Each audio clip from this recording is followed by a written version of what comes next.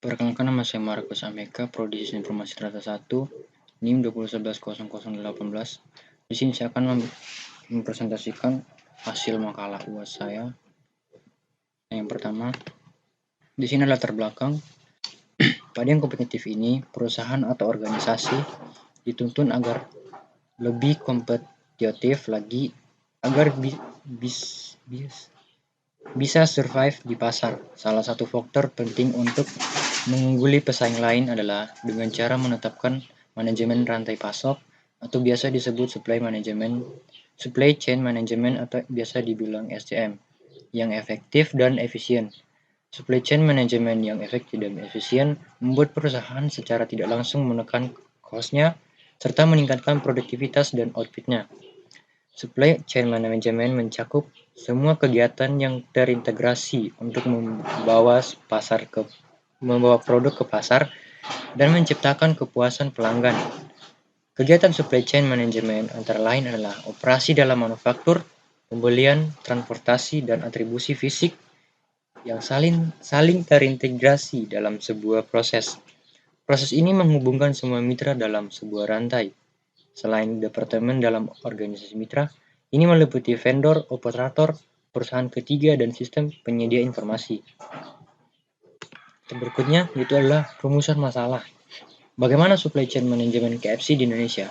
Pertama, raw material. Bahan baku dari proses penyajian makanan yang dilakukan oleh PT Fast Food Indonesia adalah berupa ayam, sayuran, bumbu-bumbu, kentang, dan bahan untuk pembuatan puding. Yang kedua, supplier. Sedangkan supplier yang terkait pada mata rantai, ini adalah pihak yang menyediakan bahan baku membuat makanan cepat saji. PT Fast Food Indonesia (RSC) memiliki beberapa supplier. Biasanya perusahaan ini mengambil bahan baku dari supplier yang menyediakan bahan baku pada saat pemesanan dilakukan. Yang berikut, manufacturing. Proses ini sebagian dilakukan sendiri oleh PT Fast Food Indonesia, yang nantinya makanan tersebut akan siap dijual pada customer. Dan yang berikut, distribution. Proses distribusi ini juga dilakukan sendiri oleh perusahaan. Biasanya perusahaan langsung mengirimkan bahan-bahan makanan ke gudang. Slide berikutnya itu proses bisnis dan ruang lingkup. PT Fast Food Indonesia atau KFC menyediakan produk-produk yang disesuaikan dengan selera lokal, antara lain perkedel, nasi, salad, dan sup KFC. Selain itu, pada 2011, perseroan mulai terus-menerus mengembangkan KFC Coffee sebagai layanan baru di semua gerai KFC. Bertipe freestanding atau gerai yang berada di bangunan yang berdiri sendiri, menyajikan rangkaian produk kopi berkualitas, disajikan panas maupun dingin, dilayani dengan counter terpisah dengan ruangan duduk tersendiri maupun tersendiri untuk para pencinta kopi. Untuk menarik konsumen pada jam-jam sepi, perseroan juga mengenalkan minuman bernama Crusher dengan aneka pilihan rasa. Kinerja perseroan dari segi pertumbuhan perjualan menjadikannya salah satu yang terbaik di pasar regional KFC se-Asia selama 2 tahun berturut-turut dengan rata-rata 18,7% pada 2010 dan 13,8% pada 2011.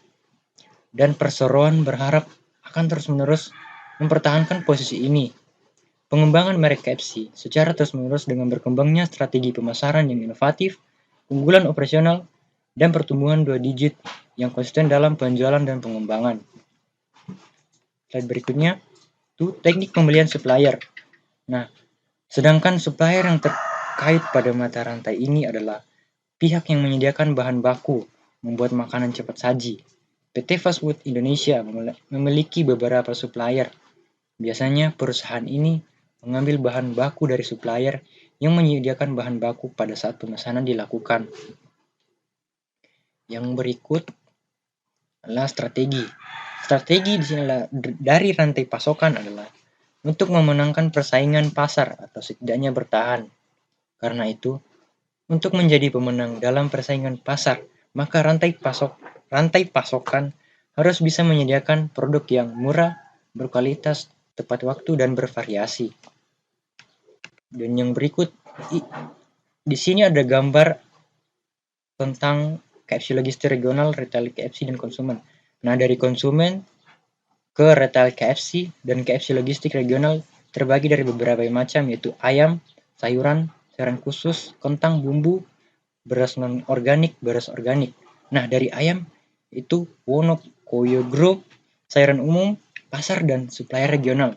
Sayuran khusus, kantor pusat Jakarta, kentang, petani kentang luar negeri, bumbu KFC user, beras non-organik yaitu petani lokal, beras organik dari kantor pusat Jakarta. Nah, berikut di sini ada manajemen transportasi dan distribusi. Di gudang untuk melakukan pengiriman bahan baku berdasarkan oleh nomor urut outlet dan waktu kedatangan bahan baku diperlukan dalam sistem. Selanjutkan, pada sistem menghasilkan tabel ringkasan yang kemudian dilakukan pengepakan dan pengiriman yang diatur oleh petugas transportasi dengan mempertimbangkan kapasitas kendaraan, rute pengiriman, konsumsi bahan bakar, dan pengamanan bahan baku.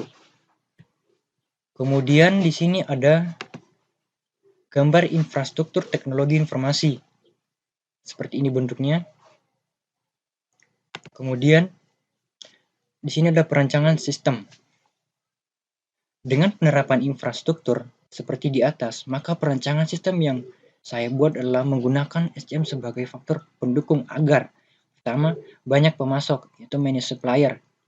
Strategi ini memainkan antara pemasok yang satu dengan pemasok yang lainnya, dan membebankan pemasok untuk memenuhi permintaan pembeli. Para pemasok saling bersaing secara agresif. Meskipun banyak pendekatan, negosiasi yang digunakan dalam strategi ini, tetapi hubungan langkah panjang bukan menjadi tujuan. Dalam pendekatan ini, tanggung jawab dibebankan pada pemasok untuk mempertahankan teknologi, keahlian, kemampuan ramalan, biaya, kualitas, dan pengiriman. Yang berikut vertical integration. Artinya pengembangan kemampuan memproduksi barang atau jasa yang sebelumnya dibeli atau dengan benar-benar membeli pemasok atau distributor. Integrasi vertikal dapat berupa integrasi ke belakang atau backward integration.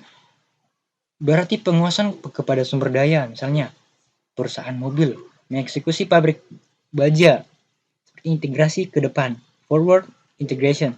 Berarti pengusaha kepada konsumennya, misalnya perusahaan mobil mengakuisis dealer yang semula sebagai distributornya. Dan yang berikut sedikit pemasok atau few supplier. Dalam strategi ini, perusahaan mengadakan hubungan jangka panjang dengan pemasok yang komit.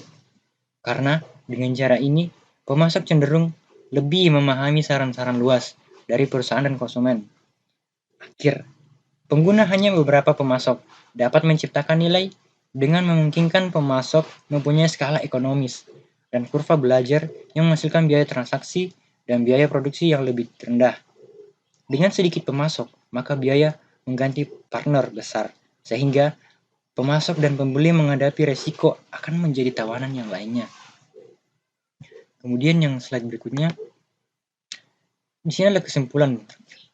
Dengan penerapan rantai pasok pada perusahaan, jumlah bahan baku ataupun bahan pendukung yang tersisa dan basi berkurangnya pesat. Dengan